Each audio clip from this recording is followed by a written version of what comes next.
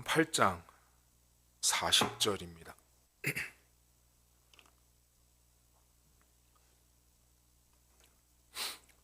예수께서 돌아오심에 무리가 환영하니 이는 다 기다렸음이러라.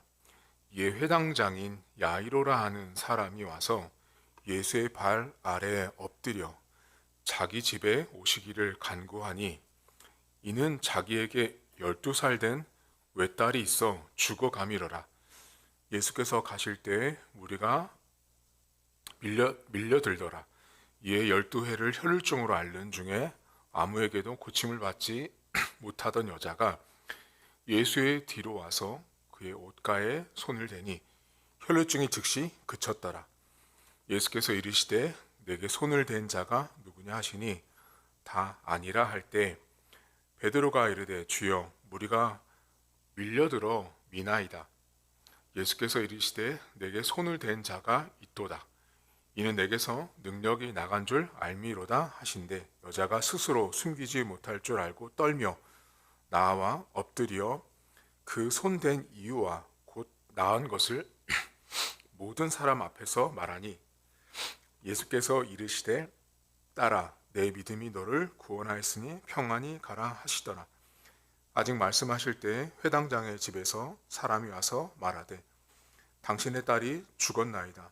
선생님을 더 괴롭게 하지 마소서 하거늘 예수께서 들으시고 이르시되 두려워하지 말고 믿기만 하라. 그리하면 딸이 구원을 얻으리라 하시고 그 집에 이르러 베드로와 요한과 야고보와 아이의 부모 외에는 함께 들어가기를 허락하지 아니하시니라. 모든 사람이 아이를 위하여 울며 통곡하매 예수께서 이르시되 울지 말라. 죽은 것이 아니라 잔다 하시니 그들이 그 죽은 것을 아는 고로 비웃더라. 예수께서 아이의 손을 잡고 불러 이르시되 아이야 일어나라 하시니 그 영이 돌아와 아이가 곧 일어나거늘 예수께서 먹을 것을 주라 명하시니 그 부모가 놀라는지라. 예수께서 경고하사 이 일을 아무에게도 말하지 말라 하시니라. 아멘.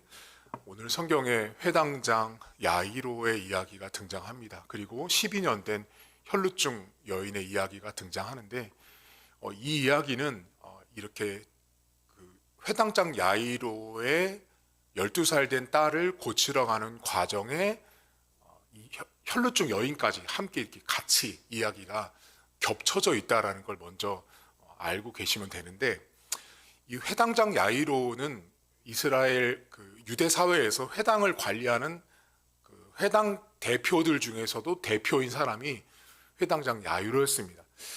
이 사람이 예수님께 와서 자신의 집에 가서 12살 된 외동딸이 죽음의 문턱에 있으니 좀 살려달라고 청합니다. 그리고 예수님께서 회당장 야이로와 함께 집에 가게 되죠. 근데 막상 가기 전에 이미 집에서 사람이 와서 말하기를 아이가 죽었다라고 말을 합니다. 그리고 예수님께서 집에 가셔서 그 아이를 보니 죽은 것이 아니라 잔다고 말씀하시면서 일어나라고 명령하시고 그 아이가 이제 살아납니다. 그 다음에 여기 본문에 보시면 오늘 여러분과 좀 나누고 싶은 게 몇 절이냐면 54절과 55절을 보시겠습니다. 54절에 보시면 예수께서 아이의 손을 잡고 불러 이르시되 아이야 일어나라 하시니 그 영이 돌아와 아이가 곧 일어나거늘 예수께서 먹을 거를 주라 명하시는데, 이 장면을 잘 보시면 영이 돌아왔다라는 표현을 하는 것을 오늘 잠깐 생각해 보려고 합니다. 여러분, 사람은 육체와 영으로 구성되어 있는데 지금 이 아이가 죽었다가 살아났을 때 영이 돌아왔다라고 표현해요. 자, 그러면 여러분 성경에 보시면 귀신 들린 사람들 이야기가 등장하잖아요. 그런데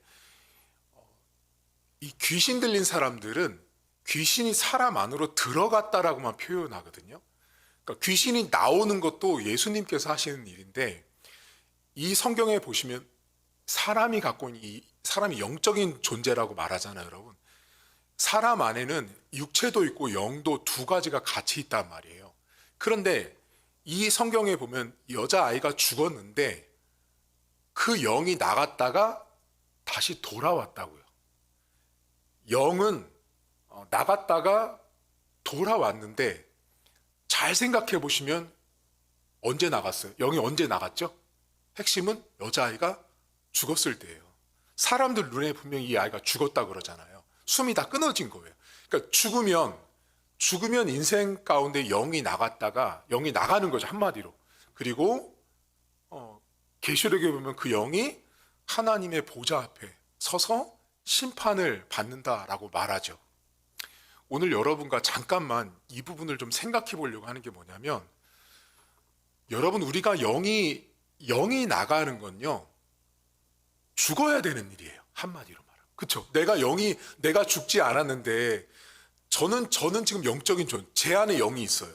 지금 여러분들도 설교를 듣고 계신 여러분들도 다 영을 갖고 계세요. 우린 다 그렇게 창조가 됐단 말이에요. 그런데 우리가 흔히 이런 말 하는 거 들어보셨어? 야, 너 대답을 하는데 왜 이렇게 영혼이 없어?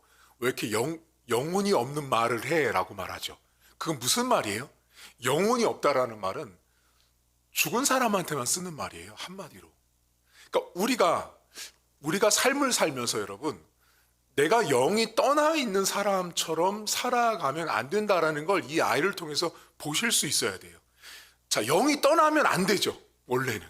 우리는 영이 떠나면 안 되는 거예요. 육체도 가지고 있어야 되고 영도 가지고 있는 하나님의 피조물이에요. 근데 오늘 본문에 보면 영이 떠난 것 언제 떠났냐면 사람들 눈에 죽었을 때라고요. 근데 죽었던 그 아이를 하나님이 사실은 살려낸 거잖아요. 살려내니까 영이 다시 돌아왔단 말이에요. 근데 우리가 어떻게 사냐면 영은 죽어야 떠난단 말이에요. 맞죠? 우리가 육체가 죽으면 우리의 영이 어디 가요? 하나님 앞에 가잖아요. 그렇게 우리가 심판을 받고 하나님 앞에 칭찬도 듣고 하나님 앞에 영광스러운 존재가 되는데, 죽어야 영이 떠나는데, 제가 이 성경을 보면서 오늘날을 보면 죽지도 않았잖아요, 여러분들. 그쵸? 지금 살아계시잖아요. 눈 뜨고 설교도 듣고 생활도 하시는데 죽지 않았는데 우리가 마치 어떻게 살고 있냐면 영혼이 떠난 사람처럼 살고 있는 오늘날 현대인들이 많아요. 분명히 살아있거든요. 분명히 살아있는데 영이 떠난 사람처럼 살고 있는 거예요. 그럼 이게 영이 떠난 사람처럼 산다는 게 무슨 말이냐면, 여러분, 죽은 사람은요 반응하지 않는 거예요. 그러니까 그 아이가 반응하지 않았기 때문에 그 마을 사람들과 가족들 모두는 죽었다라고 말했단 말이에요.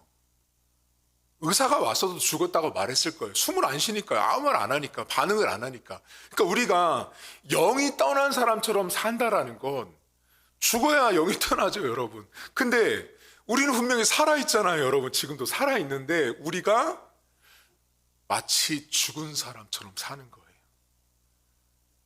마치 죽은 사람처럼 사니까 미동도 없고 숨도 안 쉬고 느낌도 없고 말도 못하고 듣지도 못하고 보지도 못하는 사람처럼 인생을 살아갑니다.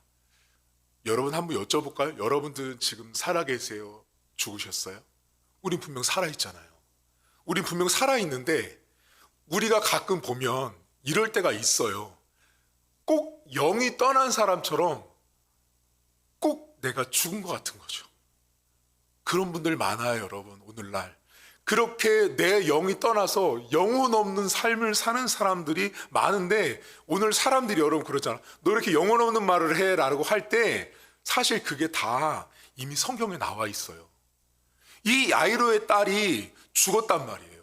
근데 그 영이 떠났는데 하나님이 살리시면서 그 영이 다시 영이 돌아왔다라는 표현을 하잖아요, 성경이. 그러니까 그 영적인 존재라는 게 이런 부분에서 우리가 깨달아져야 되는 거예요. 내가 살아있지만 내가 살아있다라는 건 영이 같이 있는 거예요. 저도 집사님도 영적인 존재예요. 근데 내가 분명히 살아있어요. 오늘도 밥도 먹고 생활도 다 해. 근데 삶은 어떻게 살아요? 마치 죽어있는 그 12살 된 아이처럼 아무 반응 없는 것처럼 영혼이 떠난 사람처럼 사는 거죠. 여러분, 영혼은요, 가장 영순위가 있어요. 내가 영적인 존재라는 것은, 특히 교회를 다니는 저와 여러분들은 이 성경을 잘 보시면 일어나라고 예수님이 말씀하시는 않아요.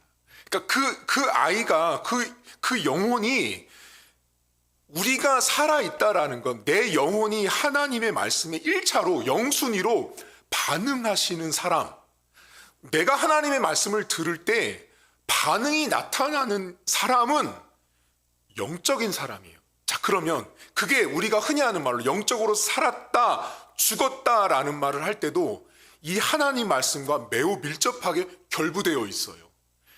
여러분들이 살아있다라는 건 하나님 말씀을 들으면 우리 안에 뭐가 생겨요? 맞아, 그래, 아멘, 그치. 이거 내가 반응하는 거예요. 그건 내가 살아있는 거예요. 근데 잘 보세요. 밖에 있는 사람들 살아있지만 신학에서는 영이 죽었다라고 말하거든요. 영적으로 죽은 사람들이에요. 그러니까 영적으로 죽어 있는 사람들이다 보니 살아는 있지만 한마디로 영혼이 없는 사람처럼 살아가는 거예요. 여러분, 오늘도 여러분 분명히 살아계시거든요. 분명히 숨쉬고 살아계시잖아요. 근데 사는 모습은 마치 영이 떠난 사람처럼 사시면 안 돼요. 살아계시잖아요. 근데 오늘 보면 보세요. 영은 언제 떠났어요? 죽어야 떠나잖아요. 여러분, 우리가 인간이요 죽지 않으면 절대로 영은 떠나지 않아요. 절대로. 그러니까 하나님이 정하신 게 뭐냐면 인간이 육체가 죽어야 영이 하나님 앞으로 간다고 전도서에 나와요. 우리 육체가 죽지 않으면 절대로 영은 빠져나가지 않는 거예요. 그러니까 죽어야 영이 하나님 앞에 간단 말이에요. 근데 우리가 영이 빠져나간 사람처럼 산단 말이에요. 영이 도망간 사람처럼 살고 있으면 안 된다라는 걸 기억하세요. 그리고 그 영적인 우리는 1차로 그 딸에게 일어나라고 말했을 때 우리가 지금 여러분 예수님이 우리에게 일어나라고 말씀하는 건 뭐예요? 성경 말씀이잖아요. 성경 말씀을 통해서 걸어가라, 먹어라, 기도해라, 예배해라, 계속 말씀을 통해서 우리에게 하나님이 말씀하시잖아요. 그거에 우리가 반응하시면 돼요. 그게 우리가 영적으로 살아있는 사람들이에요. 그래서 우리 여러분 흔히 하는 말로 같은 집안 식구가 살아도 어떤 분이 그러잖아요. 엄마만 교회 다녀요. 안방에 남편, 작은 방에 아들, 또 작은 방에 딸이 있잖아요. 그러면 그 권사님이 집에 들어갈 때 그런 데잖아요.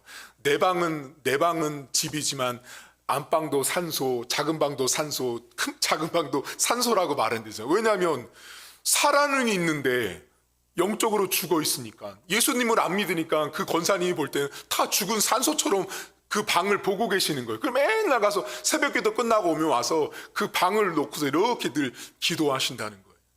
그러니까 여러분, 우리는 영적인 존재예요. 그 영적인 존재가 1순위가 하나님 말씀 앞에 반응하는 존재여야 한다라는 거예요. 오늘 예수님께서 회당장 야이로의 탓을 그렇게 살리시는데 그 전에 무슨 일이 생기냐면 12의 혈루증 앓는 여인이 고쳐지는데 그 상황이 있어요. 여러분 몇 절을 잠깐 보시냐면 42절을 잠깐 보시겠어요? 42절에 보면 이는 자기에게 12살 된 외딸이 있어 죽어가미러라. 이거 회당장이 말한 다음에 예수께서 가실 때 무리가 다 밀려들어요. 여러분, 무리가 밀려드는 상황이에요. 그러니까 무리가 너무 많고, 자 45절 보세요. 이제 혈루증 된 여인이 예수께서 이르시되 내게 손을 댄 자가 누구냐 하시니 다 아니라 할 때 베드로가 이르되 주여, 여기도 무리가 밀려들어요. 여러분, 무리가 밀려든다라는 말을 잘 생각해 보셔야 돼요. 무리가 밀려든다라는 건요, 나를 뒤에서 누가 밀었는지, 내가 누구 때문에 밀려서 이 사람을 쳤는지를 모르는 거예요. 그 정도로 빽빽하게 사람들이 들어찬 거예요. 그러니까 밀려서, 사람한테 밀려서 내가 움직여지는 상황이에요. 마치 오늘날 여러분 아침에 출근 시간에 지하철 타면 꽉 차가지고 사람들이 이렇게 막 움직이잖아요. 덩어리처럼. 그렇게 사람들이 움직이는 상황이 지금 예수님이 회당장 야이로 12살 된 딸을 고치러 가는 상황이었다고요. 그러니까 여유 있게 가는 게 아니라 밀려서 가고 있는 상황 속이었단 말이에요. 지금 이 성경 본문이. 그런데 그때 예수님께서 뭐라고 말하죠? 내 몸에 손을 댄 자가 있다라는, 나를 만진 사람이 있다라고 말씀하시는 거예요. 나를 만진 사람이 있다. 근데 여기 보면 베드로가 이렇게 많은 사람이 있는데 누굴 아냐? 근데 분명히 예수님은 아셨어요. 나를 만진 사람이 있었다라는 거예요. 그럼 여러분, 예수님이 나를 만졌다라고 이 하신 말씀은요, 예수님은 이미 알고 계셨어요. 뭐를 아셨냐면, 밀려서 이렇게 부딪힌 게 아니라 나를 만진 사람이 의도와 목적을 가지고 일부러 나를 만진 걸 아신 거예요. 그 사람을 예수님은 찾았어요. 누구냐고. 그때 그 많은 무리가 있는데 예수님이 순간 멈추고 나를 만진 자가 누구냐라고 찾을 때 가장 덜덜덜 떤 사람이 오늘 성경에 떨며라는 표현이 나오거든요. 바로 그 여자예요. 12년 동안 몸에서 계속 피가 난 여자가 자신이 만진 거를 알고 이 여자가 이제 어떻게 반응하냐면 몇 절 보시냐면 여러분 47절 보시겠어요? 여자가 스스로 숨기지 못할 줄 알고 떨며, 이거 떨었어요. 떨며 나와 엎드려 그 손댄 이유와 곧 나은 것을 모든 사람 앞에서 말해요. 자, 이 절이 오늘 여러분과 좀 나누려고 하는데, 자, 여러분 이 여자가 지금 12년 동안 혈루증 앓는 여자인데 떨었어요. 그리고 이 사람이 내가 이유를 말했다고 딱 표현한 이유를 말해요. 내가 예수님 앞에 손을 댄 이유는 뭐냐면, 여러분 여기 모든 사람 앞에서 말했잖아요. 여러분 사실은 저는 12년 된 혈루증 여자입니다 라고 말을 시작했을 거예요. 12년 된 혈루증 여자인데 내가 예수님에게 손을 댄 이유는 내가 가지고 있는 전 재산을 탕진해서 했지만, 의사를 찾아갔지만 나는 고쳐지지 않았습니다. 여기 보면 누구도 나를 고치지 못했습니다. 근데 어떻게 내가 지금 이렇게 고쳐졌냐면, 지금 내가 여러분 피가 멈췄습니다. 예수님에게 그 옷자락을 만졌더니 바로 곧 즉시 피가 말랐습니다라고 모든 사람 앞에서 말했단 말이에요. 자, 이 상황을 여러분, 지금 이 여자가요 모든 사람 앞에서 여러분 제가 만진 이유는 12년의 혈루증 환자입니다. 병이 있었습니다. 근데 예수님을 만지자마자 병이 나았습니다. 그때 여러분 두 가지의 반응이 여기 많은 사람들 안에 있다라는 걸 보셔야 돼요. 하나는 뭐냐면, 우와 정말 예수님을 만지니까 저렇게 저 여자처럼 기적을 경험할 수 있구나고요. 피가 정말로 멈추는 것을 주변에 있는 모든 사람들이 한마디로 간증을 들은 거죠. 근데 그보다 더 큰 반응이 있었다고요. 그게 뭘까요? 여러분 이 여자는 평생, 특히 12년 동안 절대로 하지 않았던 하나의 행동이 있어요. 뭘까요? 여러분 성경과 유대사회에서 혈루증은요 매우 부정한 사람이에요.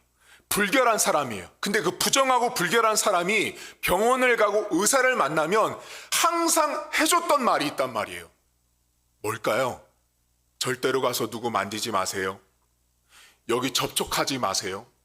라는 말을 이 12년 동안 이 여자가 가장 많이 들었을 말이에요. 왜냐하면 혈루증은 감염된다고 생각했고 저주에 가까운 병이라고 생각했기 때문에 누군가를 만지거나 접촉하면 안 되는 거예요. 만지지 말라라는 말이 그 여인의 마음속에는 항상 자리 잡고 있었다고요. 모든 사람 앞에 내가 이렇게 만졌던 이유를 말했을 때 거기 있었던 모든 사람들 중에 대다수는 뭐라고 생각했냐면, 근데 너 왜 만졌냐? 너 12해 동안 혈루증을 앓았으면서 왜 예수님에게 손을 댔냐? 그리고 심지어 이 많은 무리에 섞여 있냐? 라고 아마 많은 사람들이 질타를 하고 욕을 했을지도 모릅니다. 근데 이 여자가 예수를 만졌고 이 사람이 구원받고 고침받을 때 예수님이 뭐라고 말하죠? 딸아, 너의 믿음이 너를 구원했다라고 말합니다. 여러분 이 여자는요 12년 동안 자신의 마음 가운데 가장 늘 자기 마음에 외쳐졌던 소리가 뭐냐면 만지지 마, 접촉하지 마. 왜? 나는 부정한 사람이야.